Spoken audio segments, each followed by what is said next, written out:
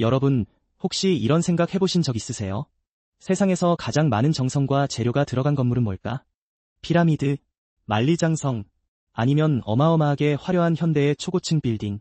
오늘 우리가 살펴볼 이야기는요, 그 어떤 건물과 비교해도 절대로 뒤지지 않을 만큼 귀하고 특별한 공간을 짓는 이야기예요. 왜냐면 이 건물은 단순히 사람이 살거나 왕이 머무는 공간이 아니라 하나님 자신이 백성들과 함께 하시기 위해 만들어진 공간이거든요. 황금, 은, 청동, 아름다운 천과 실, 수백만 명의 사람들이 광야 한복판에서 땀 흘려 바친 헌신의 이야기. 오늘 출애굽기 38장에서 그 감동적인 현장 속으로 여러분을 초대합니다. 오늘 이야기를 이해하려면 먼저 배경을 조금 알아야 해요. 지금으로부터 약 3500년 전 이스라엘 백성들은 이집트에서 오랫동안 노예로 살았어요. 400년이 넘는 긴 시간이었죠. 그런데 하나님이 모세라는 지도자를 보내셔서 그 백성들을 이집트에서 구해내셨어요. 홍해를 기적적으로 갈라서 건너게 하시고 광야로 이끌어내셨죠. 그리고 하나님은 시내산이라는 곳에서 모세에게 아주 특별한 명령을 내리셨어요. 내가 너희 가운데 살 수 있도록 나를 위한 성소를 만들어라. 성소라는 건 쉽게 말하면 하나님이 백성들과 만나시는 특별한 공간이에요. 우리말로 하면 성막 또는 해막이라고도 하는데요. 쉽게 생각하면 광야에서 이동 가능한 천막 성전이라고 보시면 돼요. 출애굽기 25장부터 시작된 성막 건축 계획이 드디어 38장에서 완성 단계에 다다른 거예요. 오늘은 그 마무리 공사와 함께 놀라운 재료 목록을 하나씩 살펴볼 거예요. 자, 그럼 첫 번째 장면으로 가볼까요? 장면 1 번제단, 하늘을 향해 올라가는 연기 성막들 안에 들어서면 가장 먼저 눈에 띄는 것이 있어요. 바로 번제단이에요. 번제단이라는 게 좀 낯선 단어죠? 쉽게 말하면 제사를 드리는 큰 제단이에요. 이스라엘 백성들이 하나님께 예배드릴 때 동물을 이 제단 위에 올려놓고 불에 태워 하나님께 드렸어요. 연기가 하늘로 올라가는 게 마치 기도가 하나님께 올라가는 것과 같다고 생각한 거죠. 이 번제단은 조각목, 그러니까 아카시아 나무로 만들었어요. 광야에서 구할 수 있는 나무인데 굉장히 단단하고 오래가는 나무예요. 가로 2.3m, 세로 2.3m, 높이 1.4m 정도 되는 꽤 큰 네모 모양의 제단이에요. 그런데 단순히 나무로만 만들면 불에 타버리겠죠? 그래서 거들 청동으로 전부 감쌌어요. 청동이라는 건 구리와 주석을 섞어 만든 금속인데 열에 강하고 튼튼해요. 그물 모양의 청동 격자도 만들고 제단 내 귀퉁이에는 뿔 모양의 장식도 붙였어요. 그리고 번제단에 쓰이는 도구들, 그러니까 재를 담는 통, 삽, 대야, 고기 갈고리, 불 옮기는 그릇, 이런 도구들도 전부 청동으로 만들었어요. 하나하나 정성스럽게 하나님이 명령하신 그대로요. 이 번제단 옆에는 특별한 것이 더 있어요. 바로 번제단을 옮길 때 쓰는 채, 나무로 만든 긴 막대기를 청동으로 감싼 건데 이 채를 번제단 양쪽에 끼워서 들고 이동할 수 있게 했어요. 이스라엘 백성들은 광야를 이동하는 민족이었으니까 성막의 모든 물건들은 해체하고 다시 세울 수 있어야 했거든요. 생각해보세요. 무거운 청동 제단을 광야의 뜨거운 햇볕 아래서 옮기는 사람들의 모습을 얼마나 힘들었을까요? 그런데도 그들은 불평하지 않았어요. 하나님과 함께하는 공간을 만들고 지킨다는 사실이 그들에게 힘을 줬을 거예요. 장면 2. 물두멍, 깨끗하게, 거룩하게 번제단 다음으로 등장하는 건 물두멍이에요. 물두멍은 큰 대야 또는 세숫대야 같은 거라고 생각하시면 돼요.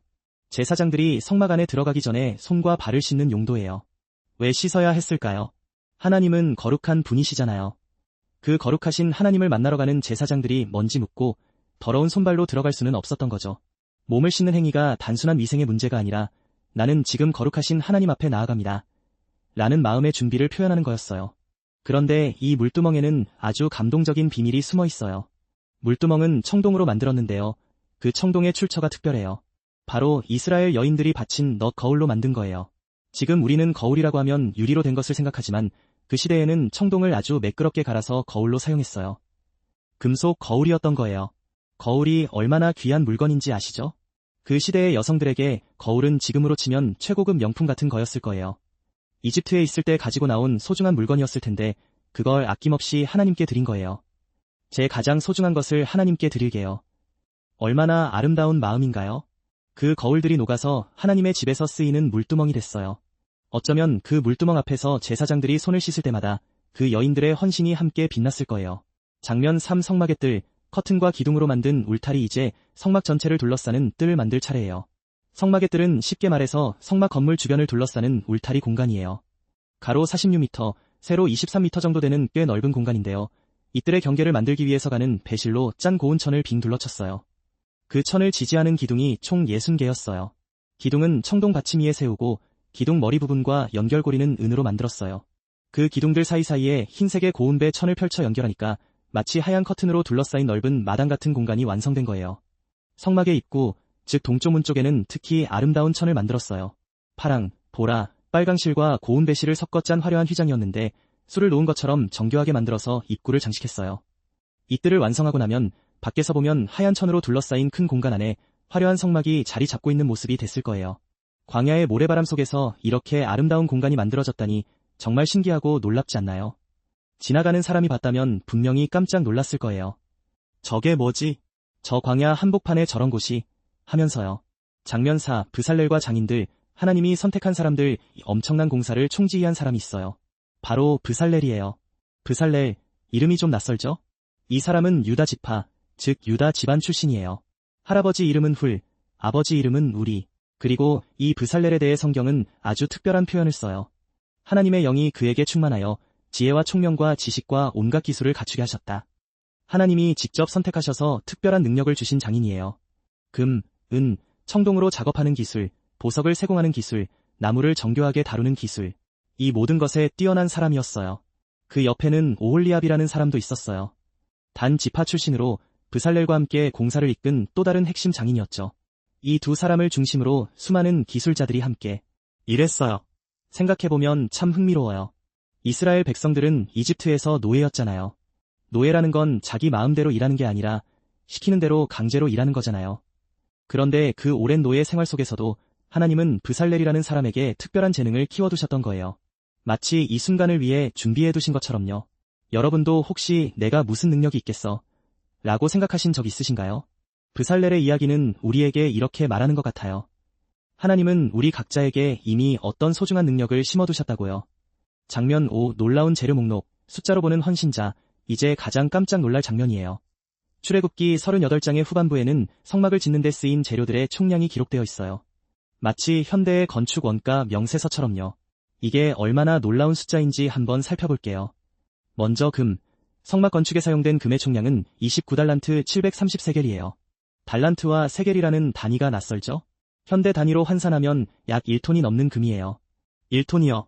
지금 금값으로 계산하면 수천억 원에 해당하는 엄청난 양이에요. 다음은 은은 100달란트 1775세겔이 사용됐어요. 약 3.4톤이 넘는 양이에요. 이 은은 어디서 왔을까요? 이스라엘 백성 한 명 한 명이 속전이라는 이름으로 낸 돈에서 나온 거예요. 성막 건축에 참여하는 성인 남자 한 명당 반 세겔씩 냈는데 그 숫자를 세어보니 무려 60만 3,550명이었다고 기록되어 있어요. 60만 명. 지금 우리나라의 어지간한 도시 하나 인구만큼이에요. 그 많은 사람들이 광야에서 한마음으로 하나님의 집을 짓기 위해 헌금했다는 게 정말 감동이에요. 마지막으로 청동. 70달란트 2,400세겔의 청동이 쓰였어요. 약 2.4톤이 넘는 양이죠. 번제단, 물두멍, 뜰의 기둥 받침, 각종 도구들. 이 많은 것들을 만드는 데 쓰였어요. 이 숫자들을 볼 때마다 저는 한 가지 생각이 들어요. 이 사람들은 얼마 전까지만 해도 이집트의 노예였어요. 아무것도 가진 게 없는 사람들이었죠. 그런데 하나님이 이집트를 떠날 때 이집트 사람들이 오히려 이스라엘 백성들에게 금과 은과 값진 물건들을 주어서 보냈어요. 그리고 그 물건들을 이제 백성들이 하나님께 드린 거예요. 받은 것을 다시 드리는 것, 어쩌면 이것이 진정한 헌신의 의미일지도 몰라요. 장면 6 완성을 향해 하나님이 명령하신 그대로 출애굽기 38장은 이 말로 마무리돼요. 모세가 명령한 대로 레위 사람들이 다 계산하였으니 계산한 사람은 제사장 아론의 아들 이다말이더라. 이다말이라는 사람이 회계 담당자, 즉 재료와 비용을 계산하고 기록한 사람이에요. 그리고 이 모든 과정에서 계속 반복되는 표현이 있어요. 여호와께서 모세에게 명령하신 대로 하였더라. 이 표현이 출애굽기 후반부에 얼마나 자주 나오는지 아세요? 거의 매 단락마다 나와요. 성막을 만들 때 사람들의 창의성이나 취향대로 한 게 아니라 처음부터 끝까지 하나님이 명령하신 그대로 했다는 거예요. 왜 이게 중요할까요? 우리는 종종 나는 나만의 방식으로 하나님을 섬기면 되지 않나 하고 생각하기도 해요. 물론 하나님은 우리 각자의 개성을 사랑하세요. 하지만 성막을 짓는 이 과정은 우리가 하나님을 섬기는 방식에 대해 하나님의 뜻을 먼저 구하는 것이 얼마나 중요한지를 보여주는 것 같아요. 내 뜻대로가 아니라 당신의